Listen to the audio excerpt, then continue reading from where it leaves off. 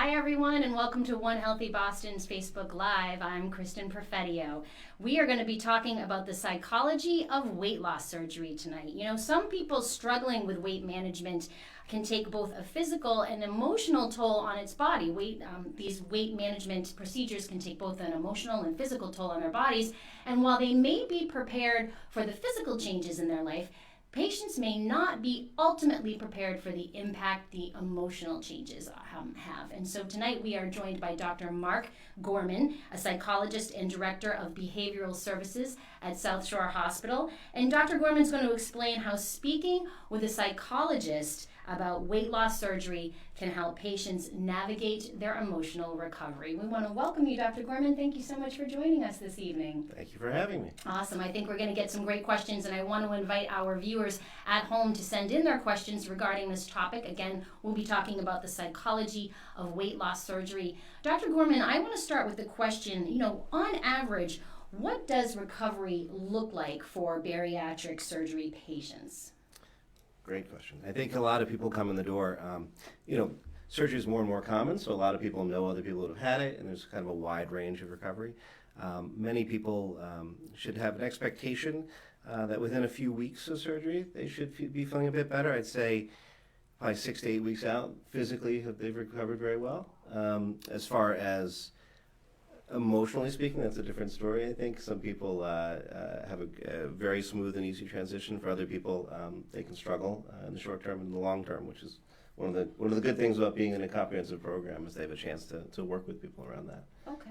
And there's a lot of health benefits that you notice right away from these types of surgeries, right? Can you talk a little bit about that? So I think people are somewhat surprised by how quickly some things can turn around. One of the things we talk a lot about is diabetes, because the benefit for type 2 diabetes is so dramatic, it happens so quickly. Patients can actually, in the hospital, the day after surgery, can see the improvement. And some folks who've been on insulin for years may find themselves on oral medications, or people who've been on medications may find themselves diet controlled, even going home. So many folks will come in the door. I might see someone 4 to 6, maybe 8 weeks post-operatively, and by then they've already lowered or gotten rid of their medications for blood pressure, for cholesterol, for diabetes, across the board. Some things take a little bit longer. Sleep apnea is a great example. That's something that's going to take a couple months probably to kind of improve, and that doesn't always get 100% better. Nothing, of course, always gets 100% better. But yeah, people are astonished at how quickly, medically speaking, things turn around. I'm astonished by it. That's truly amazing. How does weight loss surgery affect the body overall, though? So, I think most people think of weight loss surgery as kind of, okay, you're going to cut my stomach out, right? I'm going to be down. We talk about with a sleeve gastrectomy, people lose about 80% of their stomach, kind of like a small banana. So they figure I'm eating less because I have such a small stomach. But a few years ago now, people in the field of obesity medicine, our main society is called the American Society for Bariatric Surgery. And a few years ago, they actually changed the name to the American Society for Metabolic and Bariatric Surgery because they recognized the metabolic effect of things and what a change it was so quickly. So that small stomach is not just the answer. It's not just a matter of having a small amount. In fact, we think that the surgery works by kind of changing the way the amount of weight that your body wants to be in a way. Okay. So I kind of explain it like if you had a really hot house and you wanted to turn it and you wanted it to be cooler, we can kind of turn the thermostat down. And what that does is it shuts off the heat. Right. And then when your house gets to the new temperature you want, at a lower temperature, the heat kicks back on, but not as hot to kind of keep the house at a smaller. And that's kind of the way it works with weight loss. Like your body wants to weigh less. So the appetite kind of gets shut off for a while, and as you lose weight, when you get closer to the new weight, it kind of kicks back on a little bit. And so you'll see many months out, typically I'd say a year and a half to 2 years out, that's kind of the honeymoon phase. Mm-hmm. After that, we see people start to have a little bit of hunger come back, maybe a little bit of weight regain, which is completely normal and typical. But that's kind of where they're going to potentially stabilize is in there. So they say, oh, my hunger's back, but nowhere near as much as it was before. So that hunger, when it returns, is there at a much smaller amount to maintain a much smaller weight. Okay, fascinating. I actually really like that analogy. That's great. You know, we've talked a little bit about some of the physical aspects that are changed, but when it comes to the emotional effects of weight loss surgery, what do you see as a psychologist? That's a great question. I think, many people when they walk through the door to see the psychologist, first of all, people are pretty nervous because they're sitting here talking to someone they've never met, and they're going to be asked a lot of questions that can be pretty personal. And I say, look, we're just two human beings sitting in a room together, first of all. Like, I'm going to ask you questions. Feel free to ask me questions along the way, because the whole purpose is to make sure that the surgery itself is safe and effective, right? And so, while a lot of people think I need to see the psychologist preoperatively because they have to kind of clear me for surgery. That's really not my job. My job is actually to make sure that the surgery is appropriate and that you're in a good place to have it. And if you're not, what do we need to do on an emotional level to kind of get you there, or on a behavioral level to kind of get you there? So your bariatric psychologist is really an expert in emotional health, but also an expert in behavioral health. And so when you think about eating, that's a behavior, exercise is a behavior, sleep is a behavior. So those are all things that we can also help with. So longer term, actually a lot of my work comes after surgery, when people are suddenly going, oh, okay, I had the surgery, that went well. Oh my goodness, now I have to actually live with this thing. How do I do that? Here we And go. I say, all right. Yeah. I always compare it to childbirth. I say, look, it's like when you're 8 months pregnant and you're focusing on the idea of, okay, I'm going to have this kid. And I just want to have a healthy baby, healthy pregnancy, healthy mom, healthy baby. And then you take the child home and go, oh my goodness, I had no idea what I was getting into. Yeah. And so that's the thing, the lifestyle, the long-term lifestyle effect. So emotionally speaking, people kind of have to get used to, like, not just the eating less, but they have to get used to the idea of all the other impacts of the surgery, because you're going to be feeling better. You're going to be, generally speaking, depression gets much better. We watch depression because in some cases it doesn't, but most people, that's something that we see. Sometimes people report a little bit of an increase in irritability, which I say, well, now you've got energy. Like before, maybe you were really upset, but you're like, ugh. Now you're like, I'm upset and I've got the energy to actually take it on. So those are things we watch out for. We talk about familial connections and kind of changes and challenges interpersonally. Okay. Because when you have surgery, it's going to, and you're a member of a family, it can kind of, it's going to change the way you behave, and that changes the way other people in the family behave. That's a whole other podcast or a whole other I bet. Facebook I Live. think it's been a whole hour on that one. Yeah. So there's a lot going on. Okay. We have a question from Darlene, and I guess she had a comment about the different types of surgery and gaining the weight back. Yep. How in your work do you help people avoid regaining weight? Yeah. So, one of the first things I like to talk a lot about is kind of normalizing weight regain. That, if you've lost, I don't know, let's say you lost 70 pounds. If you were to gain 7 or 10 pounds back, I think nobody in my clinic is going to be overly worried about that. I think that's a pretty typical thing to see. But the first thing I say is make sure you follow up with your surgeon, make sure you follow up with your bariatric team. And if you've had surgery someplace else, and you've moved to the state or moved out of the area, just reconnect with a new clinic, because you're going to want annual labs. You're going to want to make sure, first of all, that there's nothing going on from a physiological perspective. Okay. There's nothing wrong with the surgery itself. Okay. So assuming there's nothing wrong with the surgery itself, you want to rule out new medications or new diseases that could put weight on. So now we've ruled out the surgery problems and other medical concerns. Then you start to look at the nutrition and behavioral concerns. So to answer Darlene's question a little more directly, as psychologists, sometimes we don't always answer things directly. I like to say, the three things I see the most that people kind of fall down, if it is something that they're doing, is one is kind of snacking or grazing on high-fat foods. That's a really big concern for a lot of people. So making sure that you're eating 3 meals a day, that you're eating planned snacks. So you can eat multiple times a day, but making sure that it's planned is key. Making sure you stick to protein. The second thing I talk a lot about is physical activity, and I mean, we can't talk about it enough. There's so many reasons to be physically active, but minimizing weight regain is one of the biggest. And of course, just living longer and cardiovascular health, sleeping better, and all the other zillion things that go along with exercise. The third thing we talk about is carbonation, and this is a little more, I want to say a little more controversial. It's still in the guidelines to try to avoid carbonation. It has been correlated or associated with weight regain. So anything, even things like plain tonic, seltzer, soda, beer, champagne, prosecco, I don't know, monster drinks. I mean, like seltzer waters? Seltzer waters, really? Yeah. Okay. Yeah, so, I think that's, of the three things I just mentioned, probably the furthest down on my list. Number one being making sure that you're avoiding grazing or snacking, and number 2 being physical activity. Okay, all right. And Darlene got asked a few more questions, but she was really talking about the plateau. Yep. She said when you get stuck at a weight, there could be a feeling of desperation. Yep. I'm sure you encounter this often. Sure. Any advice for folks feeling that way? Right. So I think that's something that you want to think about. It's a little bit hard to tell just because how far out from surgery is someone. It's very typical, particularly with a sleeve gastrectomy. It's very typical to see what I refer to as kind of steps, like you lose, then you maintain for a while, then you lose, and you maintain. So a lot of the similar advice I just talked about, but then I think we also, you want to make sure you're maximizing everything behaviorally that you can do. Not enough people utilize services post-operatively, and so that's key. In some cases, actually, we find people are actually not eating enough, and the body's kind of holding on to everything it's got, and once they start eating a little bit more, then we start to see the weight drop off. So it's kind of counterintuitive, but that seems the way it works. Yeah. So if you've had a long plateau, again, I want to normalize for Darlene. It's completely normal for people to feel that. That's something you want to talk and make sure that everything else medically and nutritionally is going along smoothly as well. Okay, terrific. We have a question from Chris. He's talking about something called head hunger. Have you heard about that? Oh yeah. And what is it? So there's always a difference between kind of when we're physically hungry, right? And I think we can all kind of get a sense of when my stomach's growling or when I have a headache, that kind of thing.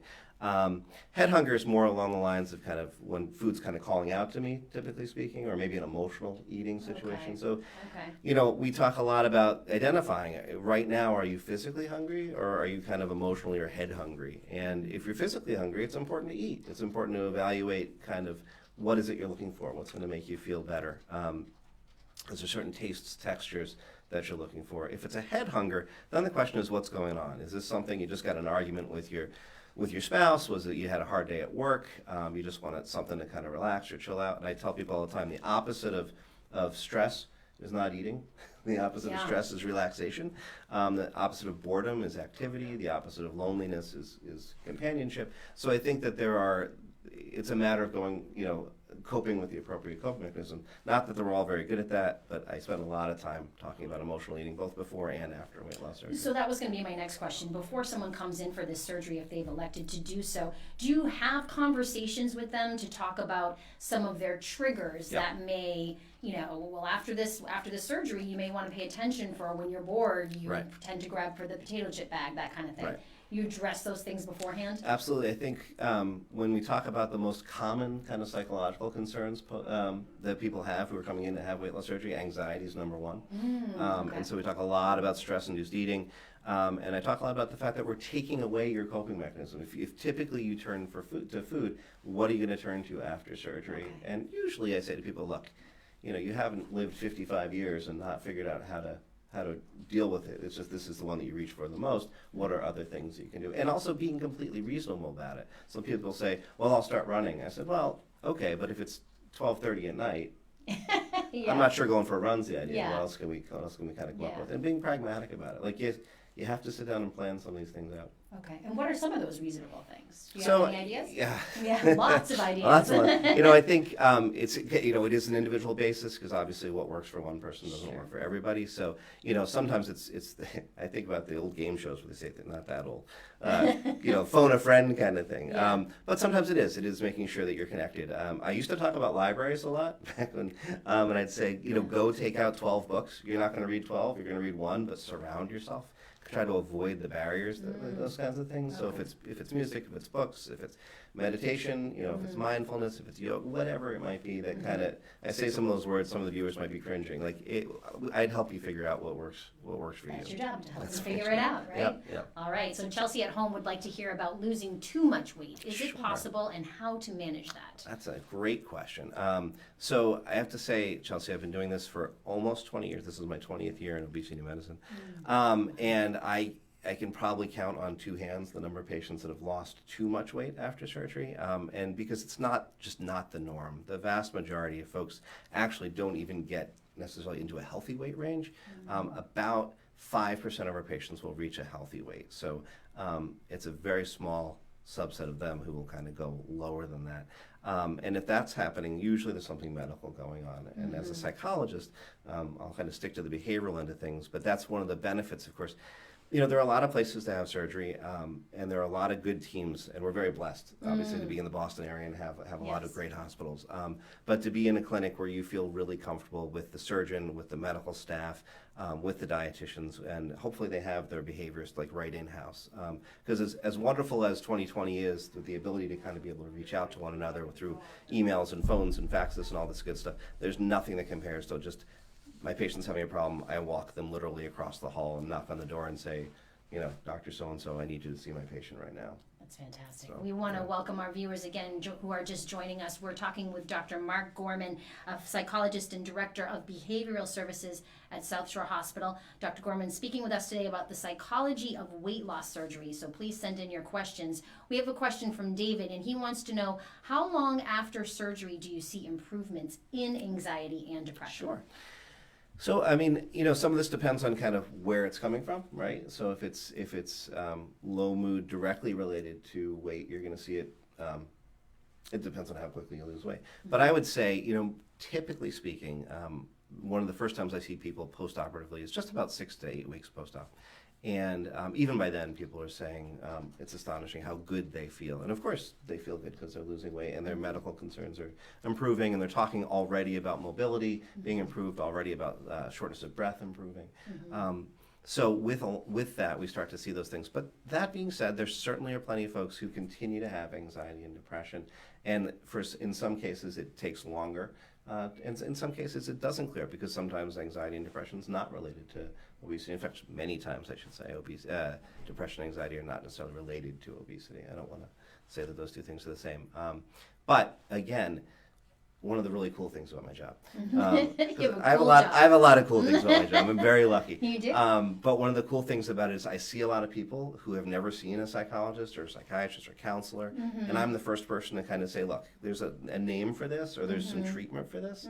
And I say to people, I know you came for weight loss surgery, but we should probably talk about that post-traumatic stress, or we should maybe get you it's kind of like you went to your doctor for an upper respiratory infection, but maybe we could fix that broken arm you have. We could kind of address that too. Right. So that's one of the things. So one of the powerful things is that we can catch those things. And because we continue to see people, hopefully lifelong, we love to see people, we'd follow people for the rest of their lives if they'll let us. We can catch those things and make sure that the appropriate referrals are made. Yeah, because really, we talk about this all the time at the hospital. There is no health without mental health, right. And it's all tied together. So that's wonderful that some of these folks for the first time are seeing someone to talk about these issues. Eleanor from Holmes said her surgery was the best thing that she ever did for herself. Yay! How can a success improve a person's psychology? Sure. Well, that's first of all, that's awesome. I'm glad Eleanor said that. I do hear a lot of people will tell me this is not only is this the best thing I've done for myself, and I should talk about self-care just for about an hour and a half. So many patients walk in the door and they say, I've been taking care of somebody else for so long. It's finally my turn to take care of me. And then a month or two later after surgery, they'll say to me, God, I waited too long. Why did I wait so long? I should have done this years ago. And I say, stop. Yeah. You say that now, but where were you when you were 30? And what was going? You had a 2-year-old and a newborn, and you didn't have a house. No, sure. You do it when it's right for you. Yeah. So I think that to improve one's psychology is a broad question, but to kind of think about one's mental health. I've been listening to a lot of my colleagues who specialize in happiness psychology and positive psychology, and we talk a lot about sleep being your superpower.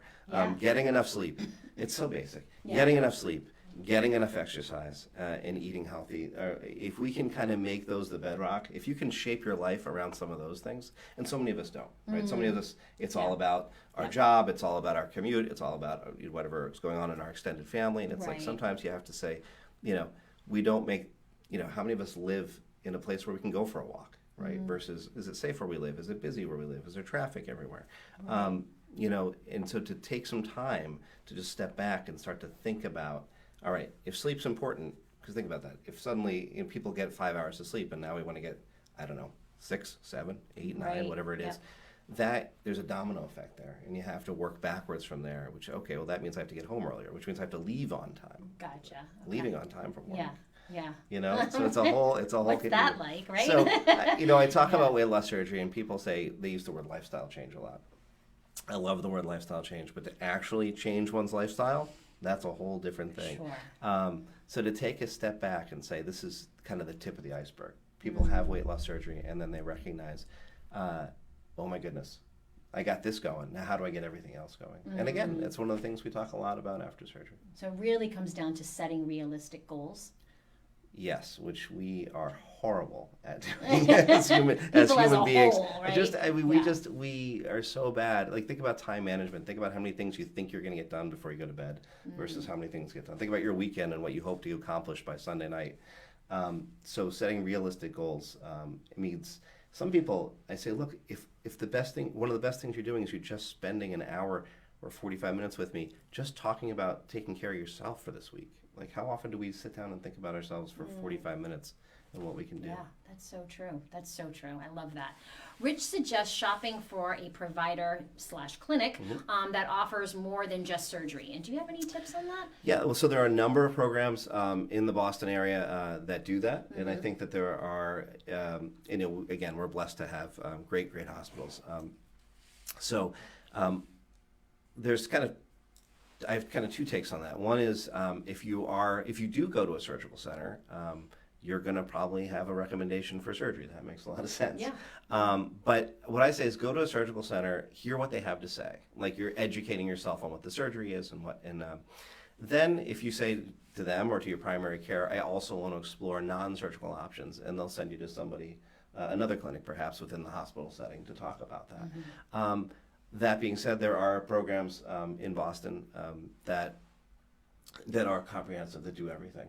That you're going to, so general obesity medicine clinics that are going to do behavioral and lifestyle work. They're going to do weight loss medications. They're going to do weight loss surgery, and they're going to do some kind of combination of those. So I've worked in both that kind of setting, and I've worked in surgical settings. And the most important thing, and I tell this patients all the time, is I'm not in sales.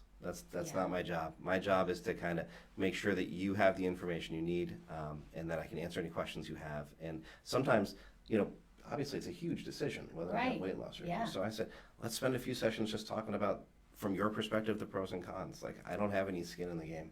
Gotcha. And that's a perfectly valid use of time with me to talk about, like, is this a good call or not? Okay.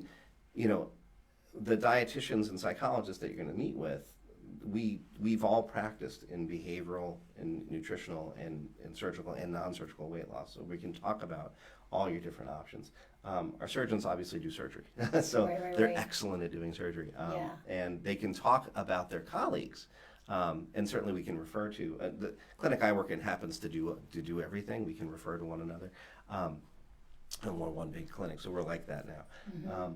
But you're going to get hopefully you'll get most of your questions answered at least by the behaviorists you're meeting with. That's the perfect segue into my next question, which are really, what are the factors that patients should account for when even considering weight loss surgery? If they come to you, what are some things that just they're the candidate for if they should consider it? So I think by the time people get to me, they've been dealing with. I don't think I've met a patient that hasn't tried dieting, let alone, I don't ask anymore how many times, because it's, 15, 20, 50 times, So, some of the basic things to know about, if you have a body mass index of 40 or above, you, from a medical standpoint, will probably qualify. That doesn't mean that you don't have to talk to the psychologist and dietitian and talk about things.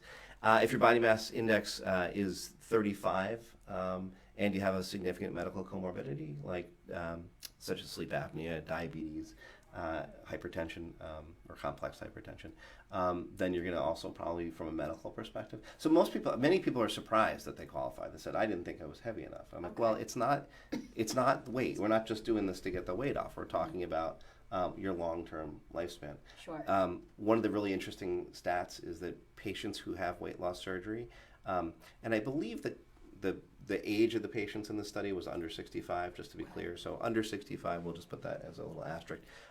Most people gain about 7 years of life who have weight loss surgery. So That's it's a amazing. huge change in things. Yeah. I think I answered the question. Yeah, I think you might have too. You Okay. did a good job. Kelly and some other folks at home are interested in insurance coverage. Is the Right. surgery covered, and what about the psychological care as well? Excellent question. So it's a little bit complicated for many. I would probably say for most of our patients, it is covered, and we certainly will let you know if it's not. We're not going to move forward with anything beforehand. And the psychological care is generally covered as well. In our program, the nutrition is wrapped up in part of the fee for the surgery. I just want to put a caveat that there are insurances out there that will kind of put what's the word I'm looking for? Asterisk? Yeah, kind of like a carve out. They'll say, Yeah. oh, we'll take care of you except for weight loss surgery. And of course, there are so many insurances now, and there's so many in-state and out-of-state insurances. But we have experts who, when you call, will take a quick look, and we'll be able to look up that information for you, and should be able to give you a sense of that even before you come in. Okay. All right, good question. Betty wants to know, how long does it take for my mind to catch up with my weight loss? That Betty is the $100 million question. I just gave a talk on this this concept of kind of body image disturbance or body dysmorphic disorder after surgery. And I'll tell you, I have patients a year out who say, I don't see it. And I'm like, that's fine. That's so normal. Yeah. That long. I said, look, you've been overweight for 60 years, and now it's been 1 year. And so it takes your brain a long time to catch up. One of the little stories I always talk about is, when I was first in the biz and I was driving my little tiny compact car, and then I would move and I would rent a U-Haul. And when I drove the U-Haul, by the way, never drive behind someone behind a moving truck, because I would drive that moving truck like it was a little tiny compact car. And so, I'm the guy why it says on Stroh Drive, like, somebody that's stuck under a bridge. So I say, like, your brain always thinks, and we've all had that experience, right? You get a new car or you get a rental and you're driving it, like, why aren't the wipers in the right place? Why? It takes a while for that kind of thing. And with our patients, many of them have a long history of maybe avoiding taking in new information about themselves. So people will avoid mirrors. They'll be the ones who are in the back of the picture. Maybe they take the picture.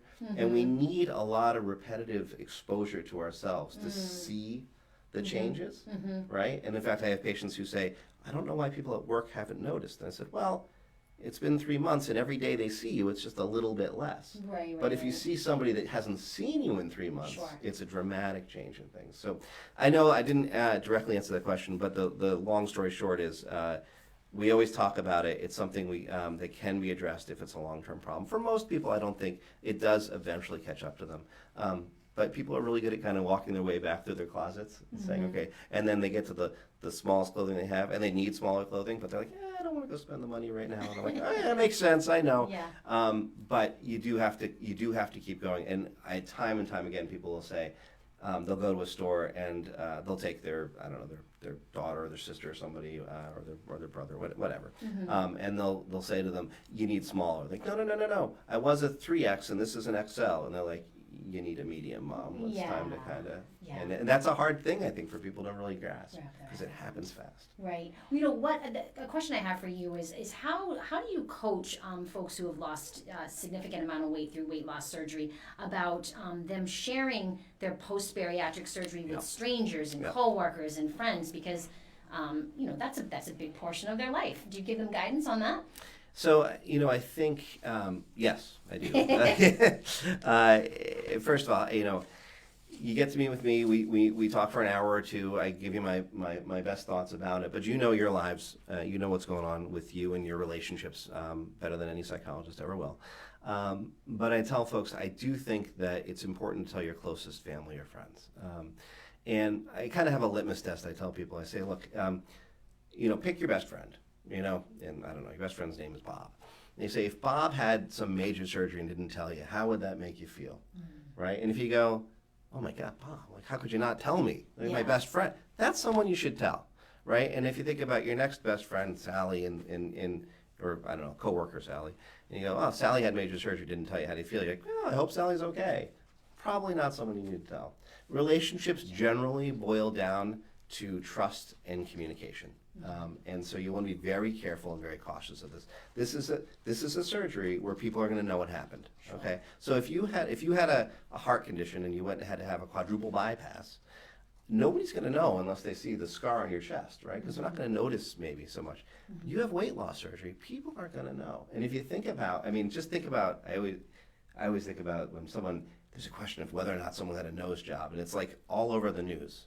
Yes, or it's all over, right. whatever social magazine. And I'm always like, we have to know. And they're showing before and after pictures. I'm like, just think about how much we spend, how much energy is spent in that. Right. People are going to look at you, and the first thing they're going to want to know is, what are you doing? Do you have the secret? Right.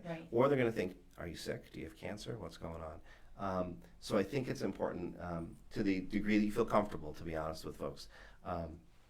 You do not have to be the weight loss surgery ambassador to the world by any means. Sure. We're getting a lot of wonderful personal stories on our Facebook feed tonight. And we want to congratulate specifically Eleanor and Betty, who just shared their personal stories about their success. We're so thrilled and we're so glad for you. And what a great story. So thank you so much for sharing all that. We love to hear that stuff. Audrey has a question. She would like to avoid surgery but wants to lose weight. Yeah. Do you have any suggestions for her? And then there's a part 2 to that. I'm sorry. How do you know when you really need the surgery? Great question. I think most people would like to avoid surgery, right? And I think one of the things you have to understand is that obesity is different for everybody. That we're not all the same. I think that we used to talk about weight as the kind of concept of, oh well, we eat. You're eating too much. You're not exercising enough, right? And I said, if that was the case, I wouldn't have a job because everybody would just eat less and exercise more, and that would be it. Yeah. But genetics plays a huge role, a much bigger role in our weight than we like to think. Many people think this is a personal choice. It's not a personal choice. And so understanding that everybody's genetics is a bit different, everybody's disease is a bit different, everybody's medical and medications are different. So I think you have to have an evaluation by a whole team. And so that's the first thing I'd say is see a team of folks, see a medical physician, see a dietitian, see a psychologist who can evaluate the emotional factors, the nutrition factors, the behavioral factors, the medical factors. Take a whole look at things and talk to you about what are the chances of you losing weight through lifestyle means or through a popular commercial program. Are there specific like some people get really into like meal replacements and those kind of things. Should we be looking at medication more quickly perhaps? Okay. And then kind of the last thing you think about probably is surgery.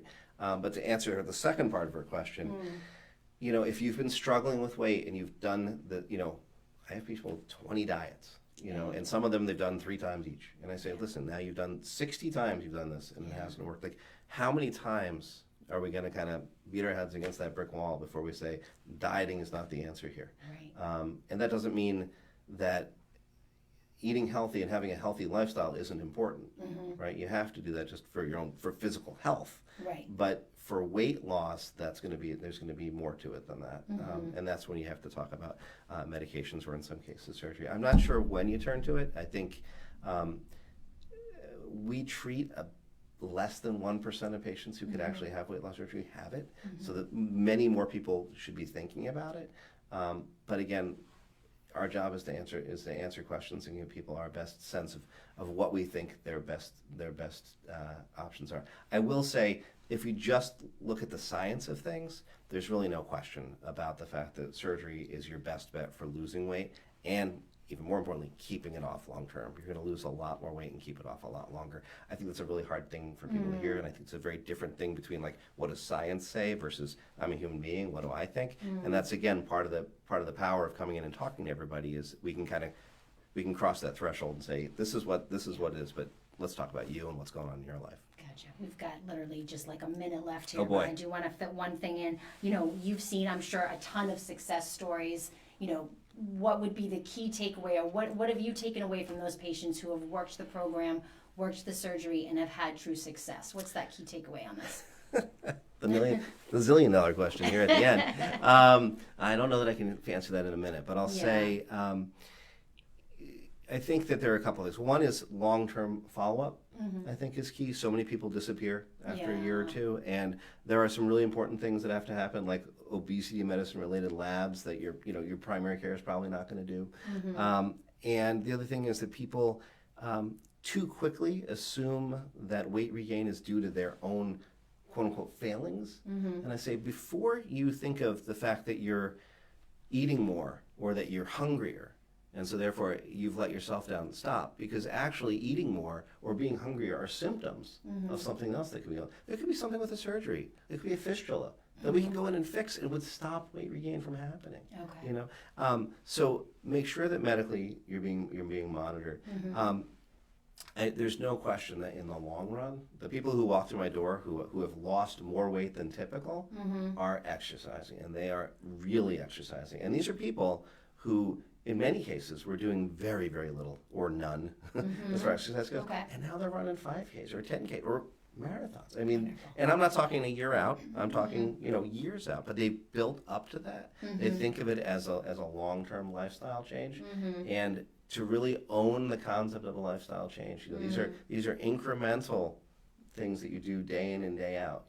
Everybody wants to hike to the top of the mountain. I'm like, well, first we just have to start walking every day, and then we'll eventually get there. So eye on the prize, but kind of one day at a time with kind of slow, sustainable change. Awesome. Realistic goals again. Wonderful. Gosh, we could talk forever about this topic. We really could. I want to thank everyone at home who wrote in tonight, especially those folks, again, who sent us their wonderful success stories. We are so proud of you. We're so happy. Thank you, everyone, for joining us. For those who joined us late or maybe missed tonight's segment, you can view all this on onehealthyboston.com. It will be live there. I want to say thank you to all our folks at Channel 5 who have us every month. Thanks, everyone, for calling and writing in. We appreciate it. Talk to you next month. Thank you. Thank you. Thank you.